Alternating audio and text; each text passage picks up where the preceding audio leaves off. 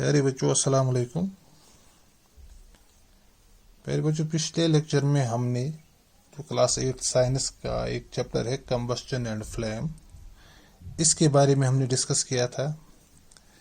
Fuel किसे कहते हैं, कंबस्टन क्या हो गया, कंबस्टेबल सबस्टेंस हमने पढ़ा था, और हवा का जो रोल होता है कंबस्टन में वो भी हमने पढ़ा था।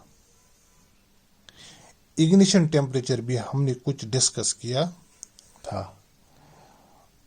तो थोड़ा सा फिर से मैं इसको, आज हम इसके आगे पढ़ेंगे इग्निशन टेम्परेचर से। मैं इसको फिर से थोड़ा बहुत आपको कॉन्सेप्ट देता हूँ कि इग्निशन टेम्परेचर क्या होता है, क्योंकि इग्निशन टेम्परेचर के बारे में हमने पिछली बार भी हमने पढ़ा था।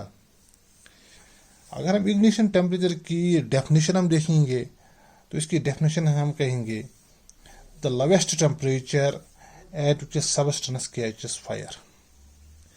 यानी एक सबस्टेंस के लिए कम से कम जो टेम्परेचर हमें चाहिए जिससे वो जले, इसे हम इग्निशन टेम्परेचर कहते हैं। और इग्निशन टेम्परेचर हर सबस्टेंस का वेरी होता है। यानी अगर हम लकड़ी का इग्निशन टेम्परेचर देखेंगे वो एक होगा। अगर हम इसी के मुताबिक प्लास्टिक का इग्निशन टेम्परेचर देखेंगे वो अलग होगा। मैच स्टिक हमारे पास है वो भी अलग है। ऑयल जो हम इस्तेमाल करते हैं उसका इग्निशन टेम्परेचर भी अलग होगा। कोल जो है उसका इग्निशन टेम्परेचर भी अलग है। यानी इग्निशन टेम्परेचर हर सबस्टेंस का डिफरेंट होता है। इग्निशन टेम्परेचर हर किसी का एक जैसा नहीं होता है। मिसाल के तौर पर अगर हम लकड़ी जलाएंगे, एक जो मैच बॉक्स हमारे पास होता है उसमें एक मैच स्टिक हम निकालेंगे, माचिस की एक तीली निकालेंगे, हम एक बहुत मोटी लकड़ी लाएंगे, उसको जलाने की कोशिश करेंगे, वो जल नहीं पाएगी। लेकिन अगर हम उस पे थोड़ा सा केरोसिन डालेंगे फिर हम उसको जलाने की कोशिश करेंगे, वो जल जाएगी। क्यों? क्योंकि केरोसिन का इग्निशन टेम्परेचर बहुत कम है, इसलिए वो माचिस की तीली के जलाने से भी वो जलती है। जब वो जलता है केरोसिन जलेगा, केरोसिन जो है वहाँ से हीट निकलती है, उस हीट से वो लकड़ी का भी इग्निशन टेम्परेचर जो है उसको बराबर करता है, फिर लकड़ी भी जलती है। केरोसिन की मदद से फिर इग्निशन टेम्परेचर जो लकड़ी का होता है वो बराबर हो जाता है, फिर लकड़ी भी जलती है, वरना लकड़ी नहीं जल पाएगी। यानी मेरे कहने का मतलब है हर किसी चीज का इग्निशन टेम्परेचर डिफरेंट होता है। लेकिन कुछ सबस्टेंसेस ऐसे हैं जिनका इग्निशन टेम्परेचर बहुत ही कम होता है। मिसाल के तौर पर अगर हम देखेंगे, ये केरोसिन है, डीजल है, पेट्रोल है, गैस है, चाहे वो सीएनजी हो या एलपीजी हो, इनका इग्निशन टेम्परेचर बहुत कम होता है। सल्फर है, सोडियम है, इनका इग्निशन टेम्परेचर बहुत ही कम होता है। और ऐसी चीजें जिनका इग्निशन टेम्परेचर बहुत ही कम होगा और ये रूम टेम्परेचर पे, इनमें से कुछ सबस्टेंसेस ऐसे हैं जो रूम टेम्परेचर पे ही फायर को कैच कर सकती हैं, इन्हें हम कहते हैं inflammable substances, highly inflammable substances. इसी तरह अगर आपने देखा होगा, अगर आपने अच्छी तरह से जो ऑयल टैंकर्स आते हैं जिनमें पंप्स पे जो ऑयल जिनमें आता है, डीजल पेट्रोल वगैरह, उनको आप देखोगे उनके ऊपर लिखा होता है हाईली इनफ्लेमेबल, क्योंकि वो बहुत जल्दी फायर कैच करता है। अब अगर कहीं पे खुदा न खास्ता आग लग जाएगी, उस आग को फिर कंट्रोल करना है। कंट्रोल करने के लिए आपको पता है कि हर जगह हम सब ये बात जानते हैं कि एक डिपार्टमेंट हमारे यहाँ काम करता है जिसको बोलते हैं फायर एंड इमरजेंसी सर्विसेज, जो आग बुझाने में मदद करते हैं। तो असल में जो बुनियादी काम होता है, जब भी फायर डिपार्टमेंट को कुछ बेसिक टिप्स जो होती हैं जो आग बुझाने के काम आती हैं, वो अगर हमें भी पता चले तो हम भी, आग हर जगह लग जाती है, तो उस वक्त उन टिप्स को याद रखना होता है कि किस तरह हम आग बुझाएंगे। बेसिक सी जो चीज़ें हैं कि फायर को किस तरह कंट्रोल किया जाए, पहले हम देखेंगे फायर जो है कैसे लगती है, کون کون سی چیزیں اس کے لیے ضرورت ہوتی ہیں. جب بھی کہیں پہ آگ لگ جائے گی اس میں تین چیزیں اس میں ضروری ہوتی ہے. وہ ہے فیول. پہلی بات جو چیز جلے گی اسے ہم فیول کہتے ہیں.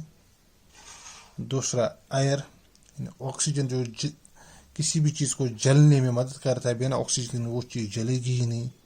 اور تیسرا جو ہیٹ پھر اس سے پیدا ہوتی ہے. یعنی جب کہیں پہ آگ جلے گی وہاں سے ہیٹ بھی لبریٹ ہوتی ہے. اس ہیٹ سے جو باقی اس کے نزدیک جو باقی سبسٹنسز ہوتے ہیں ان کا اگنیشن ٹیمپریچر بھی اس سے ایکول ہو جاتا ہے اور وہ پورا پھر فائر کو کیچ کر پاتا ہے باقی سبسٹنسز بھی. اس لیے جو فائر سروس والے ہوتے ہیں وہ کیا کرتے ہیں, وہ اس چین کو بریک کرتے ہیں. چین کو کیا بریک کرنا ہے, ان کا جاب ہی یہی ہوتا ہے کہ وہ فائر ایکسٹنگوشر یعنی پانی وہ عام طور پہ چھڑکتے ہیں. پانی سے کیا ہوتا ہے, پانی سے یہاں پر دو چیزیں ہوتی ہیں. جب ہم کسی چیز پہ پانی چھڑکتے ہیں تو اس کا جو یعنی ہیٹ جو تھا وہ گرم ہوا ہوتا ہے. اس کا اگنیشن ٹیمپریچر پھر سے بڑھایا جاتا ہے. پانی سے اس سبسٹنس کا اگنیشن ٹیمپریچر بڑھ جاتا ہے. یعنی مثال میں آپ کو یہاں اس طرح بھی سمجھاؤں گا کہ اگر ہمارے پاس لکڑی ہے, ایک سوکھی لکڑی, اور دوسرے سائڈ میں ایک لکڑی وہ گیلی ہے, سب سے پہلے کون جلے گی؟ تو ظاہر سی بات ہے جو لکڑی سوکھی ہوگی. گیلی لکڑی جو ہے اگر اس کو جلانے کی کوشش کریں گے سب سے پہلے ہمیں جو واٹر ہے پہلے اس واٹر کو ہمیں ایویپوریٹ کرنا ہے. جو ہماری پہلی ہیٹ ہے وہ واٹر کو ایویپوریٹ کرنے میں ویسٹ ہوگی. اس لیے یہاں پر جو ہے سیدھا جب ہم اس کو جلائیں گے تو اس کا اگنیشن ٹیمپریچر برابر ہوگا, لکڑی جل جائے گی. لیکن وہاں پہ میں پہلے پانی کا جو اگنیشن پانی جو ہے اس کو ایویپوریٹ کرنا ہے, اس کے بعد لکڑی کا جو اگنیشن ٹیمپریچر جیسے ہی وہ ایکویلیبرم پہ پہنچے گا وہ جل جائے گی. تو اسی طرح یہاں پر بھی جو فائر سروس والے ہوتے ہیں وہ کیا کرتے ہیں, وہ ان تین چیزوں میں سے ایک دو چیزیں بلاک کرتے ہیں. یعنی وہ پانی جب چھڑکتے ہیں پانی سے کیا ہوتا ہے, اگنیشن ٹیمپریچر اس کا جو ہوتا ہے جو ایکویلیبرم پہ آیا ہوتا ہے پھر سے ڈاؤن ہو جاتا ہے. اور جیسے پانی ہم پھینکتے ہیں وہاں سے ویپرز بھی اٹھتے ہیں. ویپرز آکسیجن کو بلاک کرتے ہیں جس کی وجہ سے چیزیں جو وہاں پہ آگ لگی ہوتی ہے وہ دھیرے دھیرے بجھ جاتی ہے. لیکن ہر وقت پانی سے ہی ہم آگ کو بجھا نہیں سکتے ہیں. مثال کے طور پر کہ اگر کہیں پہ تیل کا آپ دیکھتے ہو سمندر میں کبھی تیل میں آگ لگ جاتی ہے تو وہ کیا ہوتا ہے, یعنی اگر کسی جگہ کوئی ایسی چیز ہے, اگر کسی ٹینکر میں بھی آگ لگ جائے گی وہاں پانی سے کام نہیں چلے گا, کیونکہ پانی جو ہے وہ تیل سے بہت بھاری ہوتا ہے. اسی لیے تیل جو پانی کی سطح کے اوپر ہی جلتا رہتا, چاہے وہ ڈیزل ہو پیٹرول ہو. اس کو ہم وہاں پہ یہ نہیں کر سکتے ہیں. اور دوسرا خطرہ پانی کا یہ بھی ہوتا ہے کہ وہاں اگر الیکٹرسٹی ہوگی اس وقت الیکٹرک شاک لگنے کا خطرہ بھی رہتا ہے. یعنی ہر وقت پانی کا ہم استعمال نہیں کر سکتے ہیں. کچھ صورت میں ہم فائر ایکسٹنگوشرز کا بھی استعمال کرنا پڑتا ہے. فائر ایکسٹنگوشر اصل میں ہوتا کیا ہے, کاربن ڈائی آکسائڈ گیس ہوتی ہے, اس کو سلنڈرز میں اس کو پرزرو کیا جاتا ہے. کاربن ڈائی آکسائڈ جن کو ہم فائر ایکسٹنگوشرز کہتے ہیں. تو جہاں ہم کسی جگہ آگ لگ جائے گی اس سے ہم اس پہ کاربن ڈائی آکسائڈ گیس کا چھڑکاؤ کرتے ہیں تو اس سے وہ آگ بجھ جاتی ہے. ایک تو اس کا ٹیمپریچر بھی ڈاؤن ہوتا ہے, دوسرا کاربن ڈائی آکسائڈ سے کیا ہوتا ہے کہ آکسیجن کی سپلائی بھی بلاک ہوتی ہے. جیسے آپ نے دیکھو گا کبھی ہم پھونک بھی مارتے ہیں تو اصل میں کیا کہتے ہیں, پھونک سے شمع کیوں بجھ جاتی ہے, کیونکہ جو اس کے نزدیک آکسیجن ہے جو شمع کو جلائے رکھتی ہے, ہماری پھونک مارنے سے وہ آکسیجن دور چلی جاتی ہے اور جو ہمارا کینڈل ہے شمع ہے وہ آٹومیٹک بجھ جاتا ہے. جو فائر ایکسٹنگوشرز آپ دیکھو گے ہر جگہ کمپلسری بنایا گیا ہے, اس میں کاربن ڈائی آکسائڈ استعمال ہوتا ہے. کاربن ڈائی آکسائڈ کو کیا ہوتا ہے جب ہم اس کو پریس کرتے ہیں یہ تو ایک تو ایکسپینڈ ہوتا ہے اور اس کے بعد جلد ہی سرد ہو جاتا ہے.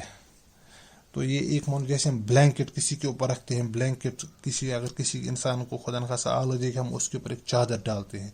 چادر سے کیا ہوتا ہے کہ آکسیجن کو ہم بلاک کرتے ہیں. ویسے یہ بھی اس کاربن ڈائی آکسائڈ گیس کی بھی ایک بلینکٹ بن جاتی ہے جو اس آکسیجن کو بلاک کرتی ہے اور اس کا ٹیمپریچر بھی جو ہے اس کو ڈاؤن کرتی ہے اگنیشن ٹیمپریچر کو, اور اس سے وہ چیز خود بجھ جاتی ہے. تو آج اتنا ہی. انشاءاللہ نیکسٹ لیکچر میں ہم دیکھیں گے ٹائپس آف کمبشن, ہم دیکھیں گے وہ انشاءاللہ نیکسٹ لیکچر میں ہم ڈسکس کریں گے. باقی وسلام.